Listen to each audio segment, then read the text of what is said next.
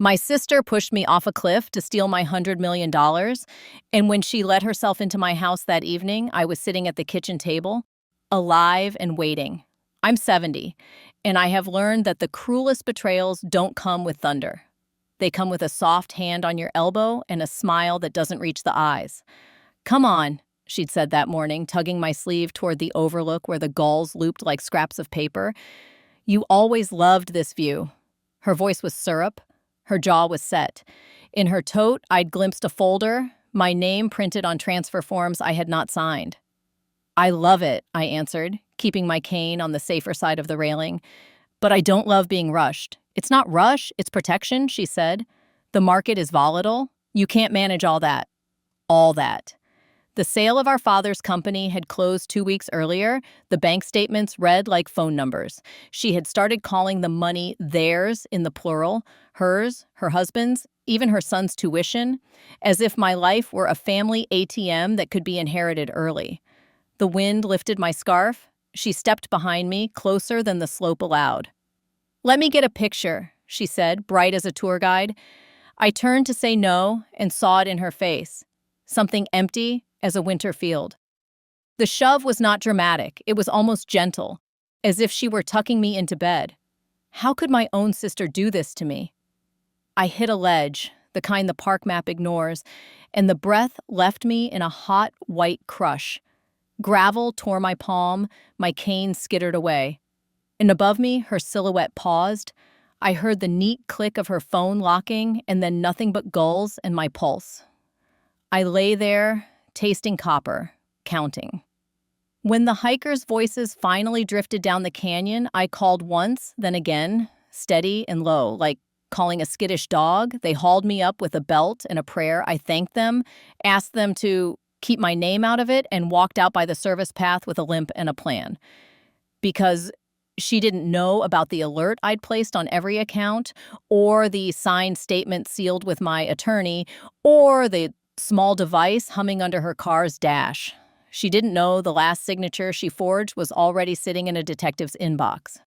She opened my back door at dusk and dropped her keys when she saw me.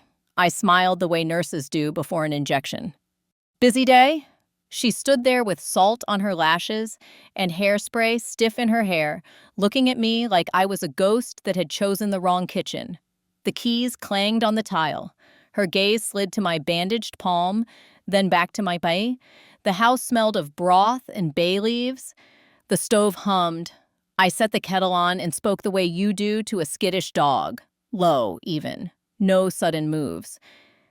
"Busy day?" I said. Her throat moved. You weren't... the ranger said..." "I know what the ranger said."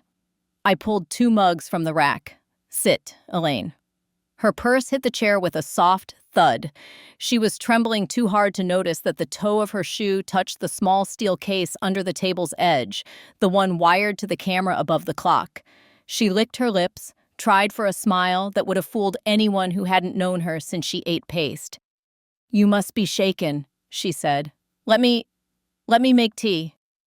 "I've already put the kettle on." We stared at each other until the whistle rose. I poured. The ritual steadied her. It steadied me. Halfway through her first sip, her shoulders dropped, and the practiced voice returned. "I didn't sleep last night thinking about you," she said. "After the sale, after all that money, people get ideas, Em. Terrible ideas. And then this fall? I thought I'd lost you. The way you thought you'd lost me on the overlook?" Her eyes flickered just once. She set the cup down. "What are you accusing me of?" "Not accusing." I cradled my mug. "Remember when we were 8 and you told Dad my skates were yours? He put us back to back and measured heads. He said, 'Truth has a way of being taller.' I told him that line was silly. He said I'd learn." "Don't do this." Her voice went flat. "Don't turn this into one of your parables. You fell, the railing is low, you're 70 and stubborn. You should have had both hands on it." "The push was gentle," I said, almost sweet. She flinched. "Why?" I asked. "Why did you decide I had to go?" Silence laid itself on the table. The clock clicked. Somewhere down the street, a dog barked twice. When she looked up, her eyes were 2 coins sunk in ice. "You weren't going to share," she said. "You don't even hear yourself anymore. I worked the books, I kept the plant alive, I took the calls when Dad got sick, as if I didn't drive him to radiation, as if I didn't hold his hand when he threw up in the sink, as if you didn't run this family like a boardroom and decide what crumbs we got."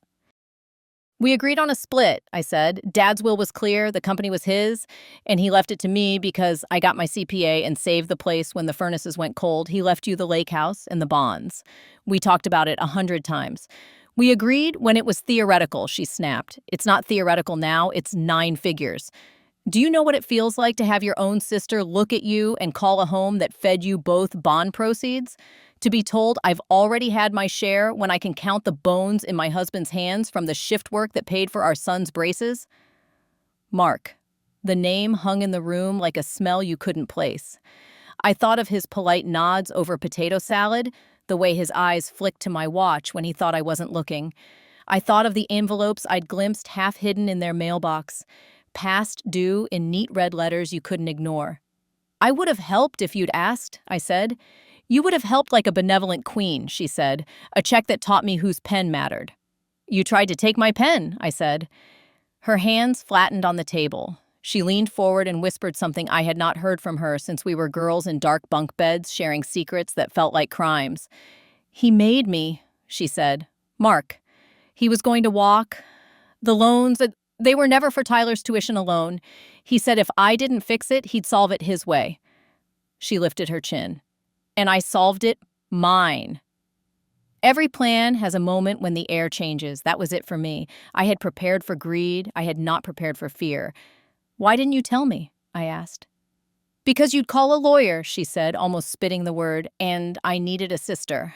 I held her gaze until something behind it twitched. Then I stood, reached under the table, and clicked off the steel case. "We're done for tonight," I said. "Go home. Sleep. Don't leave town. Tomorrow at 10, you'll meet me in Harlan Pierce's office." "Who is—" "The detective who already has your phone's location history, the photos in your cloud, and the documents you and Mark drafted last week with my forged signature. You will walk in, you will tell the truth, we will see what can be salvaged." Her mouth opened, closed, opened. In the silence, I heard a small sound like the inside of a wound. "You're going to press charges," she whispered. "I'm going to tell the truth taller than your story," I said. "What happens after that is not up to me." She stood, gathered her purse, and moved to the door with the careful steps of a woman walking through a dream she did not like. At the threshold, she paused. "I didn't want you to die," she said. And for a second, she looked like 8-year-old Elaine stealing paste and making me laugh. "I just wanted the money to shut him up." "You chose a cliff," I said. "Everything else you say after that is smaller." When the door closed, I slid into the chair and let the tremor shake my hands. The camera's red light slept. The kettle clicked as it cooled. I had bought us 12 hours. Now I had to decide what to do with them. You want to know how we got here? You will need the beginning. We grew up in a town where iron dust settled on windowsills like gray glitter, and men came home with the sound of furnaces baked into their chests. Dad ran Alder Ironworks after his father died in a furnace explosion that people still talked about at the VFW when the fourth beer loosened their tongues. He wasn't a romantic about it. "We take ore, we make beams," he'd say. "The romance is that the roof doesn't collapse when it snows." Mom died when Elaine was 17 and I was 23. The grief made us two different species. I got sharp, she got soft. I finished my degree at night and handled the payroll when the bank threatened to pull the line. I learned to talk to men who thought I was a secretary and left negotiations with checks that cleared. Elaine learned to make casseroles that fed a room and practiced talking over the silence that empties a house after a funeral. Neither of us were wrong, but banks don't accept casseroles. Dad wrote his will the way he ran the plant. Practical, unpoetic, unfair in a way he thought was justified. The company to the kid who kept the furnaces lit. The lake house and bonds to the daughter who warmed his coffee when his hands shook. He told me to explain it to her when he was gone. "Be kind," he said. but don't let kindness bankrupt you. The year after we buried him, a developer called from Chicago with a smile you could hear. Steel is not romantic until someone wants land. They wanted the acreage and the river access. They smiled at the rustic charm of our town and the tax credits tucked into revitalization plans. I did due diligence with my jaw clenched and my hands steady, and when the sale closed, the wires jumped numbers I had never seen except in magazines. After taxes, fees, and a mandatory buyout of a minority shareholder we had not known owned a sliver before some ancient paperwork surfaced, it came to a round number we didn't say out loud. The attorney, a man named Kessler with a white mustache, bristly as a toothbrush, slid the settlement sheet across my desk and said, "Congratulations." I could not think of a word less suited to the moment. Rumors make quick work of math. By the time the cashier at Miller's Market bagged my milk, people said I was a billionaire. Elaine smiled too hard. Mark shook my hand too long. Tyler, 22 and earnest, asked sincere questions that made me want to kiss his forehead and hide my checkbook. I made a plan. Some women buy beach houses. I bought time. I set up a charitable remainder trust in our mother's name that would spin scholarships for kids whose fathers came home with steel in their lungs. I kept a chunk liquid. Too much, Kessler frowned. But I wanted freedom. I placed alerts on every account for transactions above 50,000. I hired a bookkeeper with fingers faster than mine and a distrust of petty cash. I wrote my will in plain language with footnotes like a stubborn textbook. On a rainy afternoon in March, I tucked a red notebook behind the flour canister and put 3 names in it. Harlan Pierce, retired state police, now doing private work.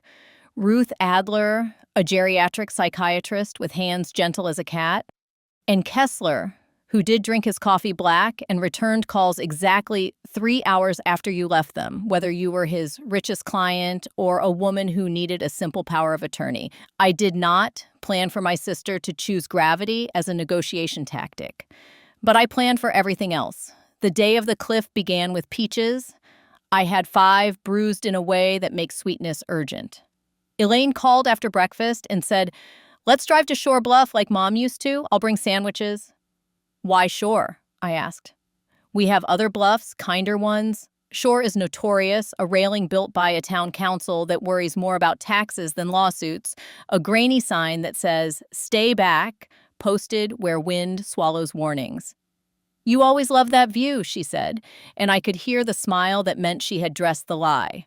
I put on sturdy shoes. I slipped my phone into the inside pocket of my cardigan. I told my neighbor, a pensioner named Wally, with a lawnmower he treats like a grandchild, that I was going out for the day.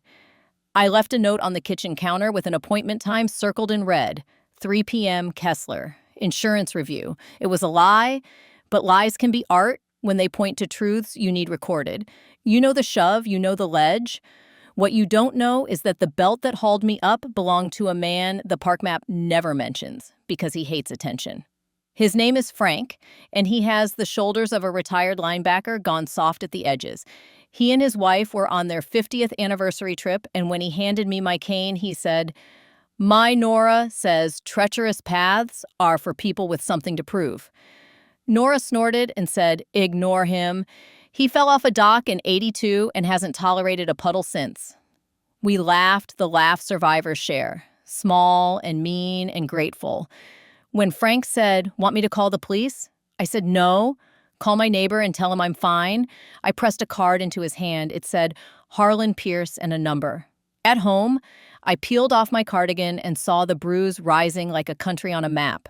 I took a shower as hot as I could stand and sat at the kitchen table with a towel around my shoulders. I called Harlan. "You were right to set the alerts," he said after I told him the bones.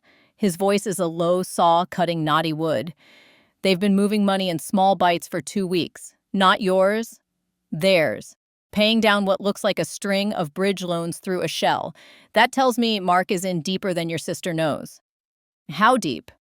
"Deep enough to think a fall solves debt." My hand went stiff around the mug.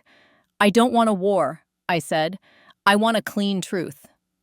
"Wars are what people call clean truth when it threatens their story," he said. "Do you want me to bring the state police in?" "Not yet," I said. "Give me rooms first. I need to see who's in them." We met in a small office above a retired bakery where sugar still seems to haunt the walls. Harlan laid out a map of transactions. Kessler joined us, bristly mustache twitching when Harlan said the word attempted. "You'll need to protect assets," Kessler said. "Temporarily. We can move the liquid chunk into an account that requires dual authentication with me and me," I said. "No cosigners not named in blood or law." "Speaking of law," Harlan said, tapping the steel case on the desk, "this will sit under your kitchen table. Cameras in the clock, in the air vent, legal in our state. If you invite her in and she speaks, it's admissible. We'll also need her cloud if she backs up to it. I have a path to a warrant once we file." "I'm not wearing a wire," I said. "Good," he said. "You don't need to. You're not bait. You're a witness." At 10 the next morning, Elaine walked into Harlan's office with her eyes set like glass. She looked at the framed posters of long-ago charity 5Ks and scoffed. "This is theatrical," she said. Harlan nodded. "Everything is," he said. "Tell me about the loans." She told him. "Some people fall off cliffs with a scream. Others slide there in inches, each one justified by the last." She told us about Mark's friend who knows a guy who can get money fast, about the day their mortgage payment bounced and the email they hid from Tyler, about the first time she forged my name and how her hands shook so badly she threw up in their sink and then turned to bleach the bowl as if cleanliness erases intent. She told us about the overlook. She did not cry. When she finished, her lips were white. Harlan's pen scratched. He looked at me, then at Kessler, then back at Elaine. "Do you love your husband?" he asked. She blinked. "That's not—" "It's the only question that matters for your next hour," he said. "Do you love him?" She swallowed. "Yes," she said. "I have for 35 years." "Good," he said.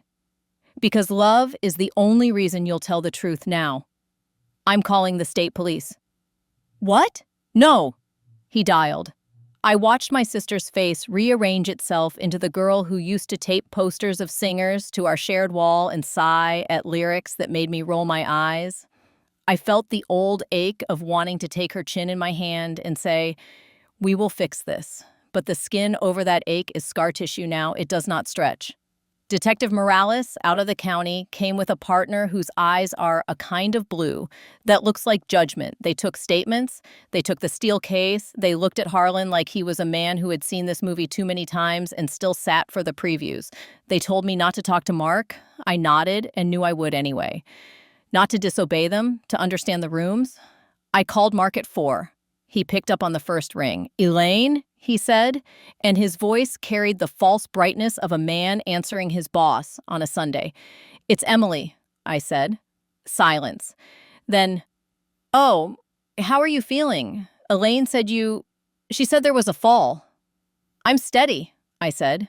"Can you come by?" "I'm tied up," he said smoothly. "Meetings, end of quarter." "You work construction," I said.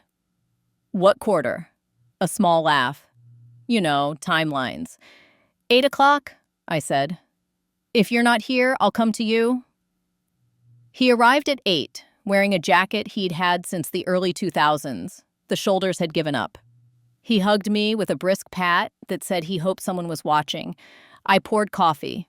He took it without cream, as if sugar were a sin only poor people committed. "We need to clear the air," he said. "We need to open the windows," I said. "The air will take care of itself." He put his cup down too hard. "You've always looked down on me." "I've always looked you in the eye," I said.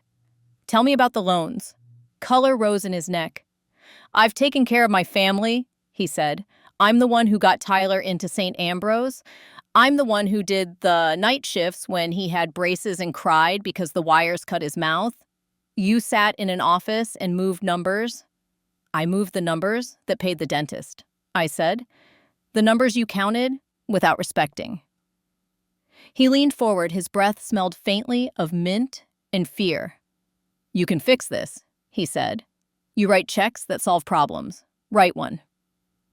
"Who are your lenders?" I asked. "Give me names." He laughed and sat back. People who don't like their names said out loud, he said. You write the check and we don't need names. I think we do, I said. He stood. You think you're in control, he said, and the mask slipped. You think the money makes you a god? It doesn't. It makes you a target. He pulled his jacket on. This thing at the cliff? Accidents happen. Harlan installed microphones, I said casually, under the table, in the air vent. Legal. In our state. You came in knowing I got back from an accident that looked like a crime. That admissions window is an ugly place to stand. He froze. The man in him, who had managed job sites for 15 years, assessed angles. He sat slowly. He tried to smile.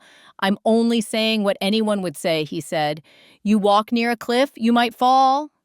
And if you stand behind someone near a cliff and think about money, you might push, I said. Who told you the overlook was the best place? His jaw worked. It was a small thing, a tick maybe, but I've learned to read machinery by sound. His was grinding. You're making a story? He said. I'm making a record, I said. He met my eyes for the first time that night. There it was, the winter field. You want to play with courts? He said. Courts move slow, debts don't. Then run, I said softly. It's what you do best. He stood so fast the chair scuffed the tile. He left without finishing his coffee. I wiped his fingerprints from the cup and set it aside for Harlan. Then I sat at the table and gave myself permission to tremble again. The week that followed was the kind you don't see in movies because movies don't know how to make paperwork look like war. Morales called with news. The state was going to file charges of accident, conspiracy, and forgery. Harlan told me to sleep. Kessler told me to sign. I met a young prosecutor with a bun tight enough to hold her head up and eyes that warmed when I mentioned the scholarship trust in our mother's name. My father breathed steel dust, she said. He'd like you. I thought a lot about the night Mom died, the way Elaine fell asleep at the foot of her bed with her hand under our mother's heel, as if she could keep her from crossing to the other side by anchoring her to the mattress. I thought about the years since when Elaine would call and tell me about the price of peaches or a sale at Miller's Market, and then, in the same breath, ask if I remembered the blue sundress Mom wore the day she planted tomatoes. I thought about grief as a cliff we had both stood on for a long time, our hands on each other's elbows, and how we had somehow grown up into women who could use that grip to shove. 3 days after the kitchen talk, Harlan knocked at 9 with a folder. We got the cloud, he said. Look, we scrolled through Elaine's photos. Breakfast documented as if love needed proof. Tyler's graduation cap at an angle that made my heart hurt. And then 4 images taken in quick succession at Shore Bluff. Frame 1, my back at the railing. Frame 2, her hand a blur. Frame 3, the empty space where my body should be. Frame 4, the sky, wildly wide. She had not meant to capture it. She had meant to capture power. Sometimes power takes pictures of itself. Morales has enough, Harlan said. They'll pick her up today. I want to be there, I said. He shook his head. Bad idea. I'm not going to taunt, I said. I'm going to stand where she can see that I'm not a story she gets to tell. He looked at me for a long moment and then nodded. One condition, he said. No speeches. I stood in my yard when the cruisers came. The forsythia had finally lost its yellow. Summer was showing green that promises tomatoes. Elaine stood on her porch in a robe the color of tea and a face that had forgotten what masks are for. When Morales read the charge, she glanced at me. I lifted my hand. I did not wave. She nodded almost imperceptibly. My heart made a small, monstrous sound. Mark was not home. That was a small gift. He would be picked up at his job site later after he finished explaining to a crew why a pallet of brick had broken on delivery. I imagined his voice, how he'd hold up a hand like a man holding weather at bay, and for a second I was obscene enough to hope he looked small when the cuffs clicked. The hearing was the way hearings always are, a formality draped over lives like ill-fitting suit jackets. The judge's hairline told its own story. The bench smelled faintly of lemon oil and something older. Elaine stood with a public defender because the money they thought they'd have was somewhere else now. Her eyes slid to me once. When the judge asked for a plea, she said, "Not guilty," in a voice that made it sound like both a lie and a wish. Morales petitioned for a no-contact order. The judge granted it. It should have soothed me. It did not. Orders are only as strong as the people they control. I knew the man standing next to her would not be controlled by paper. I moved the liquid chunk into an account with more locks than Fort Knox and a delay on wires long enough to outlast a sprint. I changed my alarm code. I put a motion sensor on the back shed. I slept with my phone in the crook of my arm like a baby. People think wealth buys sleep. It buys locks and the waking to check them. 2 nights later, the motion sensor chirped at 2 in the morning. I sat up, heart already running. I eased the curtain aside. A shadow moved near the shed, not careful enough. I called Harlan. He picked up on the first ring. "On my way," he said. "Stay inside." The figure moved away from the shed toward the side gate. A whisper of metal on metal. The gate clicked. My mouth was dry and useless. I moved to the front door and saw the shape go past the hydrangea. The garden lights gave him a halo that would have been funny if it weren't the kind of funny you whisper about in hospital waiting rooms. Mark. He didn't look at the house, he looked at the street. He slid into a car I did not recognize. It rolled away without headlights for half a block, then lit like guilt. Harlan arrived minutes later with a siren that did not announce itself. He circled the shed with his light. He crouched near the lock. He tapped the pad with his pen. "This is cheap," he said. "I bought it last year," I said, "to keep raccoons out of the fertilizer." "You need locks that keep husbands out of devices," he said. He lifted the lid of my gardening bin and smiled. "Smart girl." Under the trowel lay a small black case twin to the one that had sat under my kitchen table. This one hummed a little song so soft you only heard it if you leaned in. "They were looking for this?" I asked. "Why?" "Because he thinks you're recording him," Harlan said. "And because he's right." He handed me a card. "Call Morales in the morning," he said. "Tell her what you saw. She'll add it to the file. In the meantime, change your locks. And Emily?" "Yes." "Don't mistake the bond between sisters for a shield. It's not." In court the next week, Elaine's public defender raised his hand like a man asking to be excused from a test. "We'd like to enter into discussions about a plea," he said. The prosecutor's bun didn't move. Her mouth did. "We're listening," she said. The plea they built together was the kind that makes no one happy and everyone relieved. Elaine would plead guilty to causing the accident and cooperate with the investigation into Mark's creditors, and in exchange, the state would recommend a sentence that would someday clear up the situation. Mark, if he cooperated, would face fewer years than the worst math allowed. If he did not, well, the worst math exists for a reason. I sat on the bench and watched my sister calculate. The thing about kids who learn to hold their mother's heel to keep her from leaving is that they know math that isn't on paper. Years counted in holidays, seconds counted in whispered names. She chose daylight. She looked at me when she said guilty, and I wanted to throw up. After the hearing, she asked to see me in the small room where lawyers take client photos with cinder block walls and good intentions. The no-contact order made the ask complicated. The prosecutor arranged it like a surgeon who decides to try a risky procedure because the alternative is worse. Elaine sat with her hands folded like a girl who had been sent to the principal. I sat with my palms on my knees because my hands shook and I didn't want her to see. We looked at each other for a long time. In the end, it was almost simple. "I'm not coming back from this," she said. "Not really." "You might," I said. "In pieces?" She nodded. "Tyler hates me," she said. "He said he never wants to see me again." "He's hurting," I said. "He'll change his mind or he won't. Either way, does not absolve or damn you, more than the words you already said in court." She flinched at the word damn, the way our mother did when the pastor visited. Then she took a breath, so deep I knew it cost her something, and said, "Well, promise me one thing." "What?" "Don't turn me into a story that makes you righteous," she said. "Don't sit in your kitchen and tell people I survived, and then I taught them a lesson. And let the lesson be that you are better. Tell them I was small, that I was scared, that I made choices I can't erase. Tell them I loved you. Tell them that's what makes the choice worse. I closed my eyes. I can tell the truth, I said. That's all I ask, she said.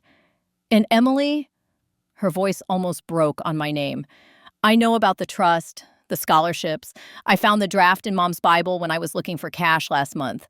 I wanted to hate you for the headline number, but then I read the clauses and the names of the kids, and she shook her head. I couldn't. We sat in the humming cinder block and let that be enough. You want the twist that changes the angle of the road? Here it is. Mark was not the end of the line. The money that greased his loans came from a private lender named Lyle Withers, a man who used to dine with the developer who bought Alder's land. Lyle liked to say he never loaned what could not be repaid. He defined repayment in creative ways. When Morales and Harlan turned their attention to Lyle, doors that had been politely locked swung open with a laugh. You don't arrest men like Lyle for lending. You arrest them for the ways they launder the payments. Paper trails have personalities. This one was arrogant. It led through a consulting firm in Cleveland with a name generated by an algorithm, through a foundation that collected art, and into a political action committee that paid for billboards that told you what to fear. Kessler called me on a Tuesday to say, "You're going to get phone calls from reporters. Don't answer." I don't have a statement, I said. You do, he said. It is no comment. I hate that phrase, I said. It sounds like guilt-wearing cologne. It's a lock, he said. Sometimes locks are ugly. Tyler came to see me that afternoon. He stood on my porch with a bouquet of wildflowers he had almost certainly stolen from a public place and a face that was his mother's, with the hope not yet beaten out of it. Aunt Em, he said. Hi, honey. He looked past me into the kitchen as if he expected to see a ghost. Mom told me she put her hands on you, he said. She told me what she did. She told me what I didn't see. You didn't see because she didn't want you to, I said. That's not your fault. He swallowed. I quit school, he blurted. For now. St. Ambrose, all I could hear in the lectures was the sound of the loans. Pause is not stop, I said. I paused for a year when your grandmother died. I cooked, I learned to sleep again, then I finished. I tilted my head. Do you want to finish? He looked at his hands. I don't know what I want that isn't about fixing something I broke. We all break things, I said. We don't all spend our lives holding the shards around our throats. He smiled a little. Mom said you always talked like this, he said. Annoying. Like a tough pastor, he said. We sat at the table and ate shortbread I had made because measuring butter is a prayer that works. He told me he had testified to the grand jury about paper he didn't understand and about the day he heard his father say the word solution, like it meant a solvent that dissolved people. He told me he was scared. So am I said. But fear isn't the only tenant in this house. He looked at the scholarship brochure I had printed, the one with our mother's name in small type at the bottom. He touched the letters with a finger he probably used to scroll too much. She'd like this, he said. She would, I said. She'd like that the kids have to write an essay about their first job, not their greatest dream. She was pragmatic to a fault. She'd still make you both hug, he said. She would, I said. And we would both obey. The press did call. I did not answer. They printed what they print when a story can be reduced to a headline. Woman survives murder attempt by sister over family fortune. They ran a photo of me that made me look brave. I'm not brave. I'm stubborn. Stubbornness looks like bravery in newspapers. The trial took a year to arrive and a week to run. Elaine pled to the agreed charge, and the judge weighed the history, the cooperation, the photos, the bruises whose colors had been captured in medical records like sunsets no one wants to admire. She got 8 years with parole eligibility in 4. Mark went to trial for conspiracy and aggravated assault. The jury looked at the maps of his car's location and the transfers to Lyle's men and the Google search for accidental falls insurance payout and returned the word guilty like a note slid under a door. Lyle did not sit in that courtroom. He sat in a federal one 4 months later. I watched the news in my bathrobe and drank coffee that went cold. When it was over, the prosecutor with the tight bun came to my house with a folder and a look that was almost a smile. "You did good," she said. "You told the truth." "It still feels like failure," I said, "like I flunked a test I didn't know I was taking." "That's what justice feels like when it's complicated," she said. "It's still justice." "Is it revenge?" I asked. She shrugged. "Revenge is about making a person feel what they made you feel," she said. "Justice is about balancing a ledger. I'm a ledger person." "So am I said, "but there's a part of me that wanted to stand on that overlook and scream until my throat tore." "Did you?" "No." "Then you're doing better than most." I wrote Elaine every month. At first, I wrote about tomato plants and the way the cashier at Miller's Market still insists on double bagging milk as if we haven't learned plastic is poison. I told her about Tyler's job at the community center, tutoring kids who ride their bikes like they own the sidewalks. I told her about the scholarships and the essays that made me cry over my tea. Over time, I told her things I had not intended to, that I missed her laugh, that I woke at 2 a.m. and reached for my phone to call her and tell her about a stupid commercial that made me bark laugh. And then I remembered that I sometimes walked to the edge of the yard and looked down the street as if she might appear in her robe with a face blotchy from crying and say she was ready to be forgiven. She wrote back. Her first letters were neat enough to be a teacher's. Then they loosened, like a muscle remembering it did something other than clench. She told me about a woman named Janelle who crocheted blankets in colors that could convince your eyes the sun had come up early. She told me about a class she was taking on small engine repair because the facility's lawnmowers were cranky, and she wanted to be useful. She told me about shame. She folded it into her letters, the way you fold egg whites into batter, carefully so it doesn't collapse. 4 years passed like a series of small, sharp dawns. Elaine came up for parole. I drove to the hearing in a skirt that made me feel like a person who still knew how to choose fabrics and sat in a chair that felt designed to punish your tailbone. The board asked questions. Elaine answered better than I would have. She did not cry. She said the words she needed to say without turning them into a performance. She did not say, "I'm not that person anymore," because she knows better. She said, "I am that person and also a different one." They voted. She walked out into a sun that had remembered her face. She moved into a halfway house with rules that would have made Dad laugh and Mom nod. She got a job at a small engine repair shop because she had learned something useful in a place designed to make you useless. She came to my house a month later with a pie that tasted like apology and cinnamon. We sat at the same kitchen table where we had told the first truths. She ran a finger over the groove in the wood where Tyler had once carved his initials with a fork and gotten grounded. She looked up. "I know what you think I'm going to ask," she said. "I'm not." "What do I think you're going to ask?" I asked. "For money," she said. "For a clean slate. For anything that looks like a check." "You're right," I said. "I'm not," she said. "I'm going to ask for something I didn't know I'd ever want." She took a breath. "Hire me." "What?" "You've got the scholarship foundation," she said. "All these kids, all this paper, they need someone who can talk to people who don't like paper. I can do that. I can sit at a table and make a kid who thinks a form is a wall believe it's a door." I looked at my sister, the girl who held our mother's heel, the woman who pushed me toward sky, the person who fixed a lawnmower because a blade of grass deserves to be cut, and I felt something in me shift. "You want to work?" I said. "You want to take orders from me?" "I want to hold someone's hand and keep them from falling," she said, simply, "and I want to do it without lying.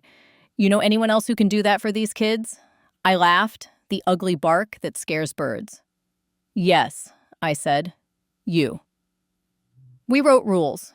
Kessler insisted on boundaries and guardrails and locks that would make Fort Knox feel underdressed. Elaine signed them with a hand that did not shake. Tyler came to the office and installed a cheap little bell on the front door the way our mother had on hers, so we'd hear when someone came in looking for scholarships and leave with something else too, proof they mattered. One day in late August, a girl with a braid down her back sat in the waiting room and glared at a form like it had insulted her family. Elaine went out with a glass of water. She sat across from her and folded her hands. "Tell me what the paper is saying," she said gently. "It's saying, I don't belong here," the girl muttered. Elaine smiled. "Paper doesn't get to decide that," she said. "We do. Start at the top. I'll be your pen." I listened from my office and put my head in my hands and let myself cry the kind of tears you don't apologize for later. Then I wiped my face, washed a mug, and carried tea to the woman who had once tried to end my life and now spent her days saving pieces of other people's. 2 months after Elaine started, a lawyer called from Cleveland with a voice like a file cabinet. "We're representing Mr. Withers," he said. "He's seeking to make a donation in the amount of—" I hung up. Then I called him back and said, we don't accept money that has passed through Mr. Withers' networks, only I did not say a curse word. I chose a phrase so clinical it might as well have been a diagnosis. He sputtered. I did not care. We printed a policy that day and pinned it to the wall. We don't launder souls or money. Sometimes I go back to Shore Bluff when the peaches bruise at the market, and I feel a grief I can't quite name pressing on the back of my teeth. I stand a safe distance from the railing. I look at the wild water. I think about the ledge that caught me and the belt that held and the man named Frank who made a joke because jokes are medicine. I think about my sister's hands, which have done violent things and kind things and now spend their days filling out forms for kids who will learn to make roofs that don't collapse when it snows. I am 71 now. I have learned that revenge done right is indistinguishable from accountability, and that the best vengeance is to build something that outlives the anger that birthed it. I sleep with my phone on the nightstand, not in the crook of my arm. I check the locks once, sometimes twice. I no longer stand at windows waiting for ghosts. If you ask me how I survived the day my sister pushed me off a cliff, I will tell you this: I did not. The girl who believed family was a guardrail died on that ledge. The woman who walked out by the service path with a limp and a plan is the one who made your tea. She is the one who put my money in places that caught children when the ground beneath them gave way. She is the one who sat across from a girl with a braid and said, paper doesn't get to decide. And if you ask me whether I forgave my sister, I will say, I forgive her the way a scar forgives the knife. It remembers and it holds. It thickens where the world thins. It changes the way you move. And it means when you stand near the edge, you put both hands on the rail and call the gulls what they are: hungry creatures, creatures drawn to cliffs by the possibility of wind. But to truly understand what it costs to build that kind of forgiveness, and what I did in the days between the shove and the courtroom, you have to picture the table, the kettle, the keys on the tile. You have to hear the small sound her mouth made when she realized the dead do not always stay dead. You have to taste the tea I poured with a bandaged hand and see the red light in the clock go on. That is where the real story begins, and it is where it ends too, because kitchens are where women like me do our best work. Not with knives, though we know how to use them, but with ledgers and letters and a patience that splits mountains. If you want a neat moral, you came to the wrong house. If you want truth, sit down. The kettle's almost ready. My grandma told me this story. I have many more stories. Subscribe so you don't miss the most interesting things.